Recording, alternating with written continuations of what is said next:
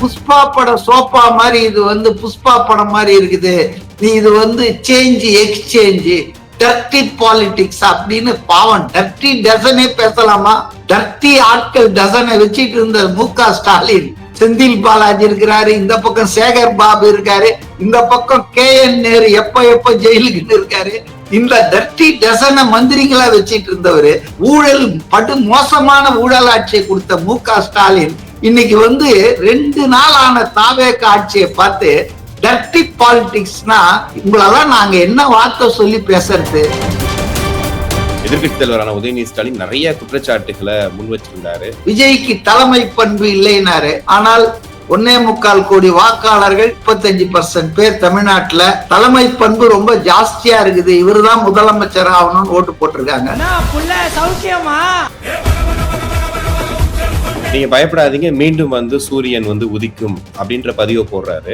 லஞ்சம் லாவண்யம் ஊழலை ஒழிச்சு கட்டலாம் இந்த ஆட்சியில. என்னவோ இவங்களை பார்த்துதான் காப்பி, அப்ப பார்த்தா காங்கிரஸ பார்த்துதானே நீங்க எல்லாம் காப்பி அடிச்சிருக்கீங்க. புதுசா உங்களுக்கு என்ன செஞ்சிருக்கீங்க? காமராஜர் ஒரு கட்சி இல்ல, ஒரு கட்சி 35%, இந்த 65 கட்சியும் பிரிச்சா திமுகக்கு 24% தான். அப்ப 76% நீ வரக்கூடாதுன்னு சொல்லி இருக்காங்க. நான் சொல்லாமா? இப்ப திமுக போன முறை 2026 எவ்வளவு பர்சன்டேஜ் ஓட்டு? 51% வாங்கிதான் ஆட்சி பண்ணீங்களா? பெரும்பகுதி மக்கள் உங்களுக்கு எதிராக ஓட்டு போட்டாங்க. ஆனா நீங்க சீட்டு வச்சிருந்தீங்க, ஆட்சி பண்ணீங்க, அவ்வளவுதான். நேரத்துக்கு ஏத்த மாதிரி கதையை மாற்றுவது, வசனத்தை எழுதுவதெல்லாம் திமுகவினருடைய கைவந்த கலைங்க. அதை பத்தி உலகெங்கும் வாழும் தமிழ் நெஞ்சங்களுக்கு கிறிஸ்டியின் அன்பு வணக்கம். நம்மோடு அரசியல் விமர்சகர் CK மதிவாணன் நினைஞ்சிருக்காரு. வணக்கம் சார். வணக்கம். இது சட்டமன்றம் பார்த்திருப்பீங்க. இது வரைக்கும் சட்டமன்றத்தை அது நியூஸா பார்த்தோம், ஒரு ஏதோ நடக்குது அப்படின்ற மாதிரி பார்த்துட்டு இருந்தாங்க. இன்னைக்கு குழந்தைங்கள்ல இருந்து பெண்கள் நிறைய வீடுகள்ல லைவ்ல பாக்குறாங்கன்றதையும் பார்த்தோம். அதை தாண்டி சட்டமன்றம் அந்த விஷயங்களை நீங்க பார்த்திருப்பீங்க. எதிர்கட்சி தலைவரான உதயநிதி ஸ்டாலின் நிறைய குற்றச்சாட்டுகளை முன் வச்சிருந்தாரு. ஆனா அதுக்கு பதில சட்டமன்றத்திலே கொடுக்காம விஜய் அதுக்கப்புறமா ஒரு பதிவா போட்டாரு அப்படின்ற விஷயத்தையும் பார்த்தோம். நீங்க எப்படி பாக்குறீங்க அத? திரு விஜய் அவர்கள் அரசியல் கட்சியை ஆரம்பிச்சது பல நன்மைகளை செய்திருக்கிறது தமிழ்நாட்டு மக்களுக்கு. அதுல நான் ரொம்ப குறிப்பாகவும் சிறப்பாகவும் குறிப்பிட வேண்டியது என்னன்னா, இந்த ஜென்சி கிட்ஸ் இளைஞர்கள் இருக்காங்க இல்லையா, நியூ ஜெனரேஷன் பீப்புள், அவங்க எல்லாரையும் அரசியல் அது சாக்கடையா இல்ல, நம்ம அதுல கலந்துகிட்டு அதை சரி பண்ணலாம்னு சொல்லி ஒதுங்கி போயிருந்த ஒரு பெரும்பகுதி இளைஞர்கள் மாணவர்களை எல்லாம் அரசியலின் பால் ஈர்த்து அழைத்து அரசியலை பார்க்க வைத்தது, படிக்க வைத்தது, பங்களிக்க செய்தது. இதெல்லாம் மிகப்பெரிய கான்ட்ரிபியூஷனா நான் திரு விஜய் அவர்களுக்கு கொடுக்க விரும்புறேன் தமிழ்நாட்டு அரசியல்ல. 2வது, நீங்க சொன்னீங்க பாருங்க, எல்லாரும் நேரலையில பாக்குறாங்க, டிவியில பாக்குறாங்கன்னு. இதுக்கு காரணம் இன்னும் 2-3 இருக்கலாம். ஆனா main reason only one reason நான் சொல்ல மாட்டேன். மெயின் ரீசன் திரு விஜய் அவர்கள் டிவிகேவை ஆரம்பிச்சு தமிழ்நாட்டு அரசியல்ல கால் வச்சு இந்த 2 திராவிட கட்சிகளுக்கும் மாற்றாக நான் வருவேன் என்று சூளுரைத்து, அதே மாதிரி முதல் தேர்தலிலே எம்ஜிஆர் சாதனையை முறியடித்து 35% ஏறத்தாழ வாக்குகளை வாங்கி ஒரு 10-12 தொகுதிகள்ல 500-400 ஓட்டுல தோத்துட்டாங்க. அது ஜெயிச்சிருந்தாங்கன்னா தனிப்பெரும்பான்மையே பெற்றிருப்பார்கள். ஆக இந்த தேர்தல்ல மிகப்பெரிய சாதனை அவர் புரிந்தது தமிழக மக்களை ஒரு புறம் சந்தோஷத்துக்குள்ளாக்கி இருக்கிறது, ஒரு புறம் அதிருப்திக்குள்ளாக்கி இருக்கிறது. அதனால இன்னொரு விஷயம் என்னன்னா, ஃபர்ஸ்ட் டைம் இந்த ஹிஸ்டரி அசம்பிளி ப்ரொசீடிங்ஸ் வேர் டெலிகாஸ்ட் டைரக்ட்லி, முழுமையா எந்த இன்டரப்ஷனும் இல்லாம. சில நேரங்கள்ல காட்டுவாங்க, ஆனா என்ன காட்டுவாங்கன்னா, எதிர்கட்சி தலைவர் யாராவது எழுந்து பேசுனாங்கன்னா கேமரா முதலமைச்சரை பார்த்துட்டு இருக்கோம், இல்ல சபாநாயகரை காட்டுவாங்க. பேசுற எதிர்கட்சி தலைவரை காட்ட மாட்டாங்க, எதிர்கட்சி உறுப்பினர்களை காட்ட மாட்டாங்க. ஒரு சார்பு நிலையில இருக்கும். ஆனால் நேற்று ஆளுங்கட்சி உறுப்பினர்கள் எந்த அளவுக்கு முக்கியத்துவம் கொடுத்தாங்களோ அதே அளவுக்கு opposition bench, there are 2 sides, ஸ்பீக்கருக்கு 2 பக்கமும் வலது இடதுன்ற ட்ரெஷரி பெஞ்சஸ் ஆளுங்கட்சி தரப்பு, இந்த சைடு எதிர்த்தரப்புல எதிர்கட்சிகள் 2 பேருக்கும் துல்லியமான அவகாசம், வாய்ப்புகள். டெலகாஸ்ட்லயும் பாத்தீங்கன்னா எதையுமே மறைக்கல. முதலமைச்சர் அவங்க தாக்குறாங்களா, ஆளுங்கட்சி அவங்க தாக்குறாங்களா, நம்ம கடந்த காலத்துல என்ன பார்த்திருக்கிறோம், நேரலைகள் வந்திருக்குது, செலக்டிவா கொடுப்பாங்க, அம்னிசியா மாதிரி சிலதை தான் கொடுப்பாங்க. ஆளுங்கட்சிக்கு சாதகமான, ஆளுங்கட்சியை புகழுகிற விஷயங்கள் மட்டும்தான் ஹைலைட் பண்ணுவாங்க. ஆளுங்கட்சியை கேள்வி குறியாக்குற, ஆளுங்கட்சியின் தவறுகளை அம்பலப்படுத்துற விஷயங்கள்லாம் பிளாக் அவுட் பண்ணிடுவாங்க. நேற்று ரொம்ப ஃபுல்லா காட்டினதும் ஒரு நல்ல விஷயம். அதே போல பாத்தீங்கன்னா பாகுபாடு இல்லாமல், பாரபட்சம் இல்லாமல், ஜனநாயக அடிப்படையில எல்லாருக்கும் சமமான வாய்ப்பு கொடுத்தது பெரிய விஷயம் நான் நினைக்கிறேன். விஜய் அதுல நான் முதல் நாளே சொன்னார், சபாநாயகர் ஒரு மனதா தேர்ந்தெடுத்த பிறகு பேசின பேச்சும் போது முதல்வர் அவர்கள் ரொம்ப தெளிவா சொன்னார், ஒரு உறுப்பினர் உள்ள கட்சி கூட நிறைய இருக்குது இந்த சட்டமன்றத்துல, அதிகமான உறுப்பினர்களை கொண்ட கட்சி தாவேகாவும் இருக்குது. ஆனா தாவேகாவுக்கு எத்தனை வாய்ப்புகள் வழங்கப்படுமோ, முக்கியத்துவம் வழங்கப்படுமோ, அதே அளவுக்கு அந்த ஒரு உறுப்பினர் இருக்கிற கட்சிக்கும் இங்கே வழங்கப்படும், தரப்படும் அப்படின்னு ஆணித்தரமா பேசினாரு. அது நேத்து செயல்லயே நம்ம பார்த்தோங்க. நேத்த பொறுத்தவரையிலுங்க என்னுடைய பாயிண்ட் என்னன்னா, தாவேகாவுக்கு ஒரு முக்கியமான நாள். ஏன்னா வழக்கமா கவர்னர்லாம் 2 வாரம் கொடுப்பாங்க, 14 நாள் கொடுப்பாங்க, 10 நாள்லாம் கொடுப்பாங்க. ஆனா நம்ம ஆர்லேக்கருக்கு அவசரம் போல இருக்குது, 3 நாள் தான் கொடுத்தாரு. ஞாயிற்றுக்கிழமை அவங்க பதவி ஏத்துக்கிறாங்க, அது ஒர்க்கிங் டேவே கிடையாது. திங்கள் செவ்வாய் புதன் 13ஆம் தேதிக்குள்ள நீங்க அது என்ன அவ்வளவு அவசரம் தெரியல அவருக்கு. சரி, இதெல்லாம் ஆட்டுவித்தால் ஆடாதவர் அமித்ஷா ஆட்டுறாரு, இவங்க ஆடுறாரு, நம்ம இவரை என்ன சொல்ல முடியும்? எய்தவன் இருக்கு அம்பை நோவானேன். சரி, 3 நாள்னாலும் அவங்களுக்கு நேற்றைய தினம் தாவேகா தன்னுடைய பெரும்பான்மையை நிரூபிக்கணும், சட்டசபையில நம்பிக்கையை பெறணும். இதான் அவங்களுக்கு ஒரே அஜெண்டா. அதனாலதான் தெளிவா சொல்லியிருப்பாங்க பொழுது. முதல் நாள் அவங்க கட்சி கூட்டம் போட்டிருந்தாங்க எம்எல்ஏ வச்சு பனையூர்ல, யாரும் வாயை திறக்காதீங்க, என்ன ப்ரோவோகேஷன் பண்ணாலும் என்ன பேசினாலும் சைலண்டா இருங்க, நமக்கு குறி எதுலன்னா நம்ம அரசு நம்பிக்கை வாக்கை பெறணும், அதனால மத்ததெல்லாம் பார்த்துக்கலாம், பதில் சொல்றதுக்கெல்லாம் இன்னும் 5 வருஷம் டைம் இருக்கு. This day is for this purpose only. இதுல நம்ம டைவர்ட் ஆக வேணாம், பதில் சொல்லிக்கிட்டு அமளி துமளி எல்லாம் பண்ண வேணாம். பீப்புள் வில் பி வாட்சிங் யூ.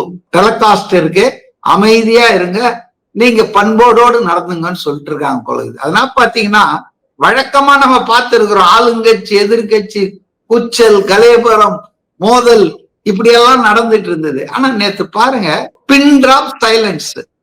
ஒரே ஒரு சின்ன இது நடந்தது. அது எப்படின்னா, அந்த எஸ்பி வேலுமணிய பேச வச்சார் இல்லையா, அப்ப அந்த அக்னி கிருஷ்ணமூர்த்தி இவரை எப்படி பேச வைக்கிறீங்க அப்படி இப்படின்னாரு. அப்பதான் கொஞ்சம் ஒரு மாதிரி கசமுசா ஆச்சு. அதை ஹேண்டில் பண்ணிட்டாரு சபாநாயகர்.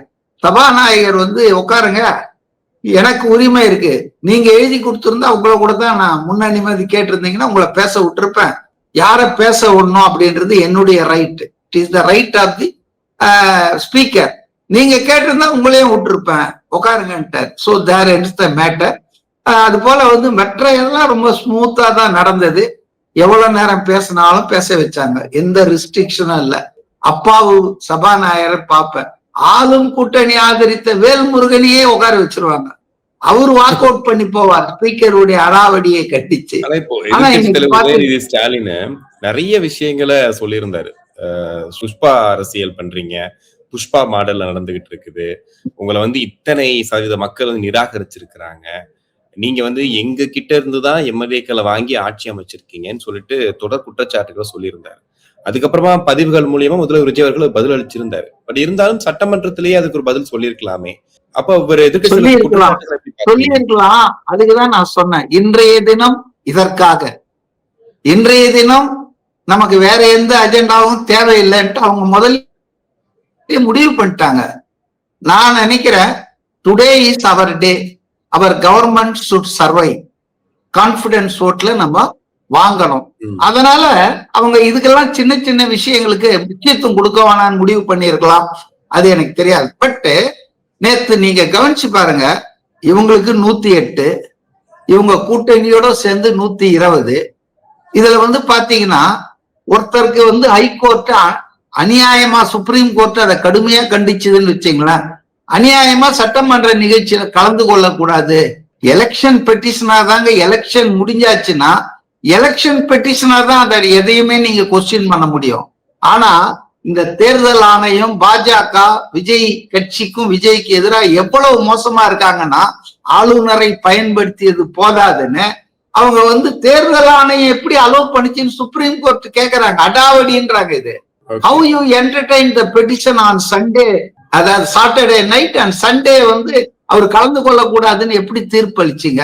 அவர் வந்து சபை நடவடிக்கை எல்லாம் கலந்துக்கலாம், ஃப்ரெஷ்ஷா வரணும், நீங்க இது பண்ணுங்க, எலெக்ஷன் பெட்டிஷனா தான் வரணும், ரிட்மனுவா வரக்கூடாதுன்னு. அப்போ நீதிமன்றங்கள் எப்படி ஆளுங்கட்சிகள் ஆட்சியாளர்கள் கைப்பாவையா இருக்கிறாங்கன்றதுக்கு இது ஒரு மற்றும் ஒரு உதாரணம். சுப்ரீம் கோர்ட்லயே அம்பலப்படுத்திச்சு.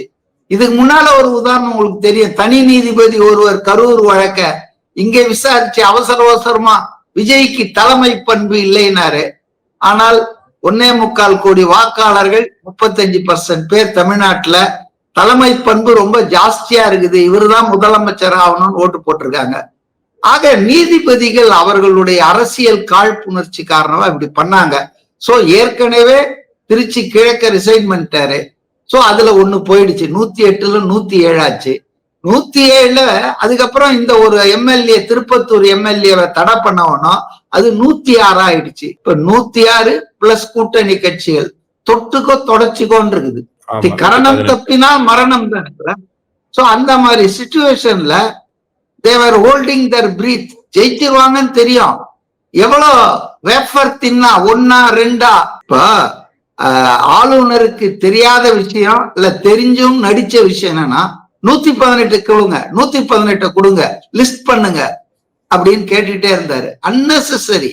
அவருக்கு அந்த வேலையே இல்லை. அதை சபை பார்த்துக்கும், சபைக்குள்ளதான் மெஜாரிட்டியை பார்க்கணும்.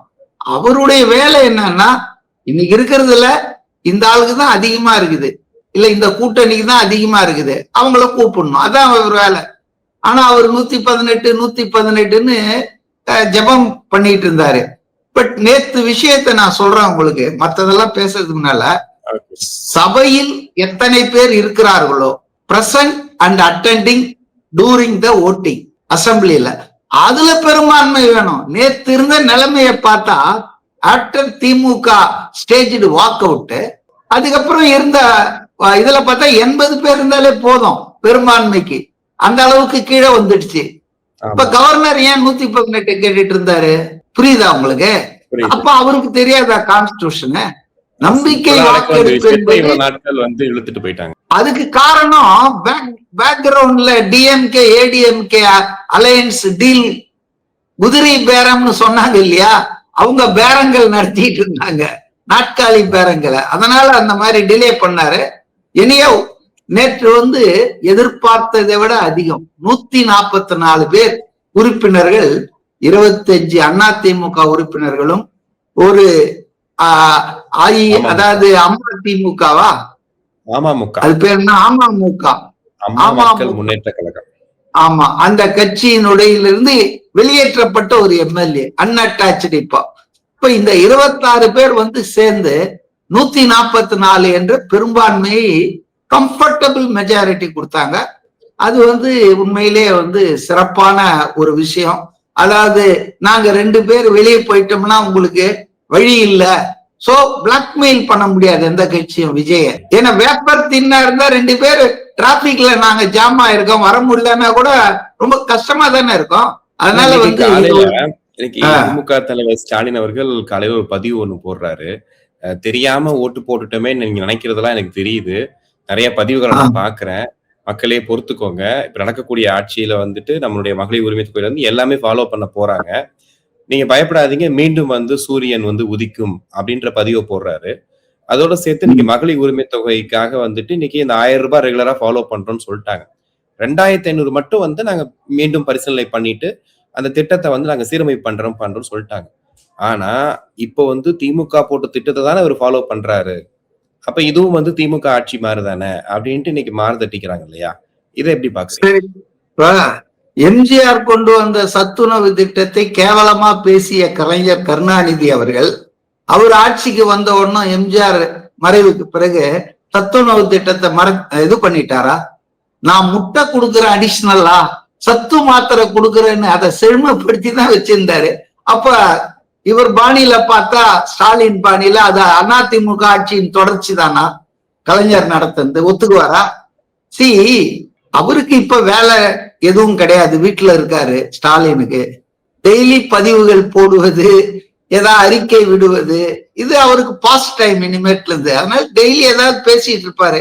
இப்ப ரெண்டு பேரா திமுகக்கு கட்சி தலைவர்னு ஸ்டாலின் அறிக்கை கொடுப்பாரு பத்திரிகைகளுக்கு, எதிர்கட்சி தலைவர்னு இவர் உதயநிதி கொடுப்பாரு. ரெண்டு பேருக்கும் ஒரே ஆள் தான் எழுதி கொடுப்பாரு, அது வேற விஷயம். எழுதி கொடுக்கறதான் இவங்க எல்லாம் போட்டுட்டு இருக்காங்க. சோ அதனால நான் என்ன சொல்றேன்னா, இப்ப நல்ல திட்டங்களை தொடர்வதில் தவறே இல்லை. இப்ப எம்ஜிஆரின் மதிய உணவு திட்டம் தொடர்ந்தது நல்லது தானே. இப்ப காலை சிற்றுண்டி திட்டம் ஸ்டாலின் இப்ப அறிமுகப்படுத்தினாரு. இப்ப அதை தொடரணும்னு முடிவு எடுக்கிறதுல என்ன தப்பு இருக்கு? நல்லதே தொடரலாங்க. லஞ்சம், லாவண்யம், ஊழலை ஒழிச்சு கட்டலாம் இந்த ஆட்சியில. எதை ஒழிக்கணுமோ அதை ஒழிப்போம். எதை நல்லது பண்றத தொடர்ந்தா தப்பு ஒண்ணு இல்லையா? அதை பாராட்ட தானே வேணும். இவங்க என்னவோ இவங்களை பார்த்துதான் காப்பி, அப்ப பார்த்தா காங்கிரஸை பார்த்து தானே நீங்க எல்லாம் காப்பி அடிச்சிருக்கீங்க. புதுசா உங்களுக்கு என்ன செஞ்சிருக்கீங்க? காமராஜர் கொண்டு வந்த மதிய நூன் மீல் ஸ்கீம் தான் அது, மதிய உணவு திட்டம் தான். எம்ஜிஆர் சத்துணவு திட்டம்னாரு, முதலமைச்சரின் சத்துணவு திட்டம். நீங்க அதை என்ன சொன்னார் கருணாநிதி? சின்ன பசங்க, இளம் தளிர் குழந்தைகள் கிட்ட எல்லாம் தட்டே எந்த வச்சுட்டாரு, கையே எந்த வச்சுட்டாருன்னு கொச்சப்படுத்தினீங்க. ஆனா உங்க தலையெழுத்த பாருங்க, நீங்க ஆட்சிக்கு வந்த பிறகு அதை நான் தொடர்கிறேன், சத்துணவு கொடுக்கிறேன், முட்டை கொடுக்கிறேன்னு சொல்லிதான் தொடர வேண்டியிருந்தது. சோ ஒரு கவர்மெண்ட் தொடர்ச்சியானதுங்க. இது ஏதோ கட்சி சார்ந்தது அல்ல, அது தொடர்ந்து ஒரு கவர்மெண்ட் செயல்பட்டுக்கிட்டே தான் இருக்கும். ரைட். அதாவது நான் என்ன சொல்ல வரேன்னா, நேத்து நடந்த நிகழ்ச்சிகளுக்கு இப்ப ஸ்டாலின் சொல்றாரு, உதயநிதி சொல்றாரு, 35% தான் உங்களுக்கு ஆதரிச்சிருக்காங்க, 65% உங்களை நிராகரிச்சிட்டு இருக்காங்க அப்படின்லாம் சொல்றாங்க. கேட்கறதுக்கு நல்லாதான் இருக்கு. அவருக்கு கணக்குல ஃபெயில் ஆயிட்டாருன்னு நினைக்கிறேன். அவர் கணக்கே தெரியாத போல இருக்கு. 22 கட்சி சேர்ந்து இவருடைய எடப்பாடி கிட்ட ஒரு 30-31 கட்சி சேர்ந்துதான் இந்த 65%. ஒரு கட்சி இல்ல, ஒரு கட்சி 35%. இந்த 65 கட்சியும் பிரிச்சா திமுகக்கு 24% தான். அப்ப 76% நீ வரக்கூடாதுன்னு சொல்லி இருக்காங்க. நான் சொல்லலாமா?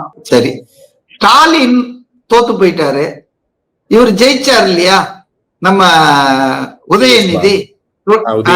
அவருடைய வாக்கு எவ்வளவு வாக்கு அந்த தொகுதியில ட்ரிப்ளிகேன் சேப்பாக்கல எவ்வளவு வாக்காளர்கள், இவருக்கு எவ்வளவு வாக்கு வந்தது? பெருவாரியான வாக்காளர்களுடைய ஆதரவு பெற்றவர்கள் இவர் எம்எல்ஏ பதவி ராஜினாமா பண்ணணும்னா பண்ணிடுவாரா? ஏங்க, இந்தியாவில் அமைந்த அரசுகள் அனைத்துமே 51% மக்கள் ஆதரவோடு இன்னைக்கு வரைக்கும் சொல்றேங்க. டுடே மோடி 12 வருஷமா தொடர்ச்சியா ஆட்சியில இருக்காரு, பிரதமரா இருக்காரு. பாஜக 40% இன்னும் தொடவே இல்லைங்க. What are you talking about percentage of votes? நம்ம Indian election system first past the post. குதிரை கிண்டி ரேஸ்ல மூக்க நுழைச்சிடுச்சுன்னா போட்டோ பினிஷ்னுவாங்க. அது போல யார் 10 பேர்ல யார் அதிக ஓட்டு வாங்குறாங்களோ, இப்போ ஒரு ஓட்டுல பெரிய கருப்பன் தோத்துட்டு உட்கார்ந்துட்டு இருக்காருல்ல. சோ அதனால பெரும்பான்மை சிறுபான்மை என்பதெல்லாம் நமக்கு ப்ரொபோர்ஷனல் ரெப்ரசன்டேஷன் சிஸ்டம் இங்க இருந்ததுன்னா பேசலாம். இங்க அப்படி இல்லையே. ஒரு ஓட்டு வந்தாலும் நீங்க இப்ப திமுகவுக்கு போன முறை 2026 எவ்வளவு பர்சன்டேஜ் ஓட்டு? 51% வாங்கிதான் ஆட்சி பண்ணீங்களா? பெரும்பகுதி மக்கள் உங்களுக்கு எதிராக ஓட்டு போட்டாங்க. ஆனா நீங்க சீட்டு வச்சிருந்தீங்க, ஆட்சி பண்ணீங்க, அவ்வளவுதான். நேரத்துக்கு ஏத்த மாதிரி கதையை மாற்றுவது, வசனத்தை எழுதுவதெல்லாம் திமுகவினருடைய கைவந்த கலைங்க. அதை பத்தி நம்ம பேச சொல்றேன். அதாவது புஷ்பா படம் சோப்பா மாதிரி இது புஷ்பா படம் மாதிரி இருக்குது. நீ இது சேஞ்ச் எக்ஸ்சேஞ்ச் டர்ட்டி பாலிடிக்ஸ் அப்படின்னு பாவம் டர்ட்டி டசனே பேசலாமா? டர்ட்டி ஆட்கள் டசனை வச்சிட்டு இருந்த முக ஸ்டாலின் அவரு டர்ட்டி. பக்கத்துல செந்தில் பாலாஜி இருக்கிறாரு, இந்த பக்கம் சேகர் பாபு இருக்காரு, இந்த பக்கம் KN நேரு எப்ப ஜெயிலுக்கு இருக்காரு. இந்த டர்ட்டி டசனை மந்திரிகளா வச்சிட்டு இருந்தவரு, கனிமாவள கொள்ளை பண்ணவன், டாஸ்மார்க்ல சாப்பிட்டவன் எல்லாத்தையும் சுத்தி வச்சுட்டு ஊழல் படு மோசமான ஊழல் ஆட்சியை கொடுத்த மு.க. ஸ்டாலின் இன்னைக்கு வந்து 2 நாள் ஆன தாவேக ஆட்சியை பார்த்து டர்ட்டி பாலிடிக்ஸ்னா உங்களெல்லாம் நாங்க என்ன வார்த்தை சொல்லி பேசுறது, உங்க பாலிடிக்ஸ் எல்லாம் எப்படி நாங்க வர்ணிக்கிறதுன்னு எனக்கு தெரியல. நான் கடைசியா உங்க கேள்விக்கு முன்னால அதை முடிச்சிடறேன். சரி, இவ்வளவு மோசமான ஆட்சின்றீங்க, 2 நாள்லயே முடிவு கொண்டீங்க. இவ்வளவு மோசம், ஒரே குதிரை பேரம் நடக்குது, ஒரே சோபால பணம் கடத்துறாங்க எல்லாம் சொல்றீங்க. ஓகே, ஏன் அந்த ஆட்சிக்கு நீங்க ஓட்டு போடாம ஓடிட்டீங்க? Simple question. இவ்வளவு மோசமா நீட்டி முழக்குனார 11-12 பக்கம் ஃபுல் ஸ்கேப் பேப்பரை வச்சு படிச்சுக்கிட்டே இருந்தார, ஸ்கிரிப்ட் எடுத்துட்டு வந்து உதயநிதி ஸ்டாலின் அறிக்கை விடுறாரு இன்னைக்கு ஸ்டாலின். ஏன் உங்க கட்சி உறுப்பினர்கள் இருந்து இப்படிப்பட்ட மோசமான ஆட்சியை எதிர்த்து வாக்களிக்கல? அவன் இருந்தா அதிமுக பிரிஞ்சானவர் 22 பேர் வாக்களிச்சான்ல இருந்து. ஏன் ஓடிட்டீங்க? நான் சொல்றேன் ஏன் தெரியுமா ஓடுனீங்க? இந்த ஆட்சி கவிழ்ந்துடக்கூடாதுன்னு கடவுளை டெய்லி இப்ப வேண்டிட்டு இருக்கிறவங்க திமுக காரங்க தான். கவிழ்ந்து திரும்ப தேர்தல் ஏதாவது வந்தால் கதை கந்தல் அப்படின்னு அவங்களுக்கு தெரியும். ஏன்னா இப்ப ஆட்சி அவங்க கையில இல்ல. விஜய் 200க்கு மேல ஜெயிச்சிருவாரு. இவங்க எல்லாம் இப்ப வாங்கி இருக்கிறதுல 5-10% கூட வாங்க மாட்டாங்க. அதனால நீங்க ஒரு புறம் இந்த ஆட்சியை எதிர்க்க முடியாது, ஆனா நீங்க வந்து அவதூறா பேசிட்டு இருக்கலாம் பப்ளிக் கன்சம்ஷனுக்காக. உங்க வண்டவாளத்தெல்லாம் ஒரு தண்டவாளத்துல ஏத்த போறாரு இன்னும் ஒரு மாசம். இப்ப இதே ஸ்டாலின் என்ன சொன்னார் கொஞ்சம் யோசிச்சு பாருங்க. அவர் அனுபவம் மிக்கவர், ஆட்சியில இருந்தவர், ஒரு பெரிய கட்சியினுடைய தலைவர், அவ்வளவு பொறுப்பு இருக்கு. I respect is experience, seniority எல்லாத்தையும். இவர் என்ன சொன்னாரு, ஒரு பக்கம் பாஜக பார்முலாவை ரஜினிகாந்த் மூலமாக ஏடிஎம்கே லீடர் பழனிசாமி முதல்வராக்கி வெளியிலிருந்து ஆதரவுன்னு சொல்றத டிஸ்கஸ் பண்ணிட்டு, இந்த பக்கம் தோழமை கட்சிகள் இடதுசாரியா கூப்பிட்டு நாங்க இப்படி முடிவு எடுத்திருக்கோம், நீங்களும் இப்படி முடிவு எடுங்கன்னு சொல்லி கேட்டுக்கிட்டு, அதே வேலையில வெளியே என்ன சொல்லிட்டு இருந்தீங்க? ஆட்சி அமைக்க நாங்கள் எந்த இடையூறும் செய்ய மாட்டோம், 6 மாதத்துக்கு நாங்கள் விமர்சனம் செய்ய மாட்டோம் அப்படின்னு சொன்னீங்க. 4 நாள்லயே ஆரம்பிச்சிட்டீங்களா? முதல் நாள்ல இருந்து உங்க கூத்த ஆரம்பிச்சிட்டீங்களா? நீங்க you wanted to back stab the Tamil Nadu people. முதுகுல குத்த நினைச்சீங்க, நீங்க போய் காங்கிரஸ் முதுகுல குத்திடுச்சுன்னு சொல்லி கதை விடுறீங்க. நீங்க வந்து மக்கள் தீர்ப்பை மாத்த முயற்சி பண்ணீங்க. பாஜகவின் உதவியோடு அதிமுகவை பயன்படுத்தி, திருமாவளவனை பயன்படுத்தி பிளான் பி வேற வச்சிருந்தாங்க. இது பேக் ஃபயர் ஆச்சுன்னா இது என்னென்ன திட்டங்கள்லாம் தீட்டினீங்க, ஆனா உங்க திட்டங்கள்லாம் தவிடுபடியாச்சு. காரணம் என்னன்னா, மக்கள் தீர்ப்புக்கு முன்னால நீங்க ஒன்னும் பண்ண முடியாது. You tried your best. அதனால வந்துங்க, ரொம்ப யோக்கியவான்கள் உத்தம புத்திரன்கள் மாதிரி இவங்க பேசாம இருப்பது நல்லது. அவர் அதிகமா பேச மாட்டார் Vijay, but is actions will be very heavy. பாருங்க, தாங்க முடியாம. Thank you sir, thank you so much for your time. Thank you.